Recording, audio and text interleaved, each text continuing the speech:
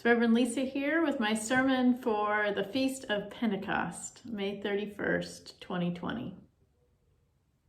Pentecost celebrates the Holy Spirit, that is God's unseen yet ongoing presence in the church and in the heart of each believer.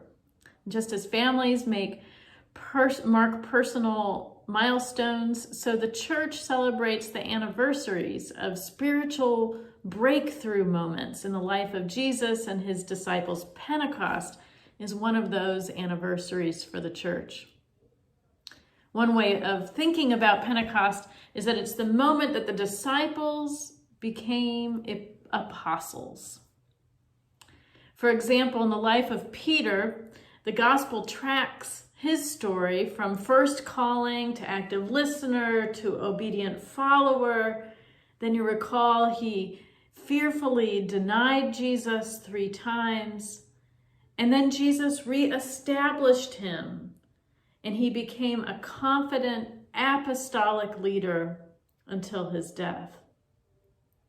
On that day, the first Pentecost, when the Spirit arrived like a fire and ignited the disciples' hearts, they became confident proclaimers, preachers, teachers of the faith that Jesus had taught them.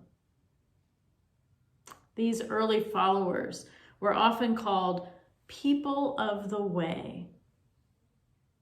The Holy Spirit that proceeded from Jesus Christ was alive and yet hidden in their way of living.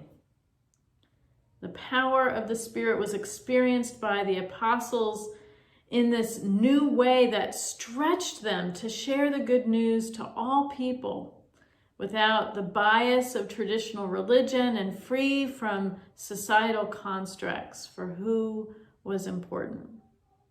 The Holy Spirit was the essential ingredient in believing in Jesus in this way. Literally, the word for spirit in Hebrew is ruach, meaning breath. It's the same word used in Genesis about the creation of the world when God breathed life into being. In other words, ruach, or spirit, is the essential element of faith. Without the Spirit, there is no church, there is no believing in Jesus. We can say hidden in every believer's heart is God's life breathing with us and through us. Amazing grace.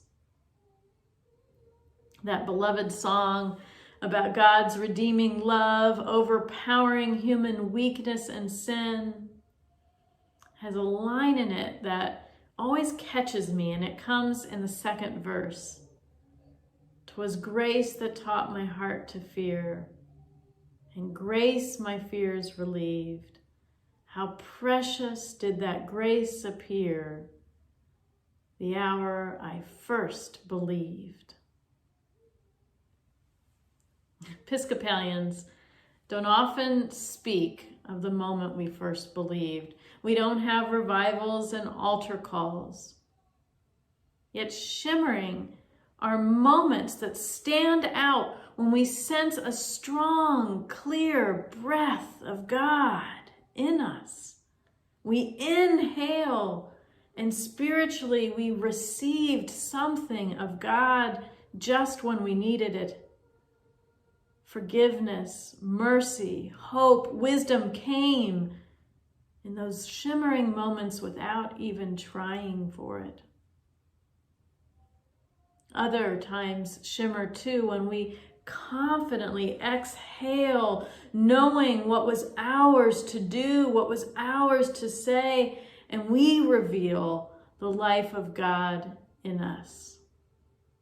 Simply and profoundly, grace appeared, and we realized God is breathing through our lives. Necessary like breath, given like oxygen. Our faith is essential dependence on God. Medical people explain how important it is to breathe. That most people, they say, exist on shallow breathing, never being fully refreshed with a deep inhale and a deep exhale. They say our bodies pay a price. They have less energy and lack drive without a good, strong, deep breath. Like the disciples who remained afraid and unsure of what to do until the Spirit descended on them, so our spiritual paths develop confidence by the help of the Holy Spirit. We need the Holy Spirit. The church inhales and exhales. It's our spiritual practice, and you could say that the church is a center for spiritual breathing.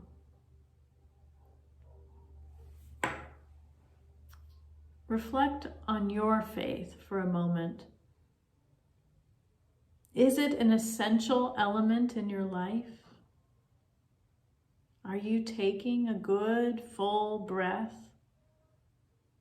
Are you then exhaling fully and sharing the life given you as God has asked you to do? Both inhaling and exhaling are what make a vital and energized spiritual life. Our presiding bishop encapsulates the life of the Spirit in 3 words: loving, liberating, and life-giving. Inhale. Receive the loving, liberating, life-giving Spirit. Exhale that same Spirit into the world. And blessed be the name of God. Amen.